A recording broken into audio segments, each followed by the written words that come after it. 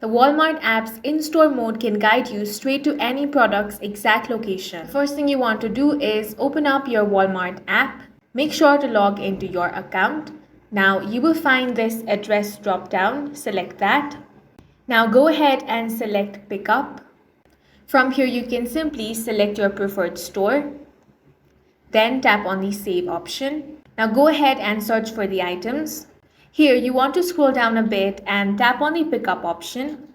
Now as you can see here it says out of stock, which means this is not available in the shop that you have selected.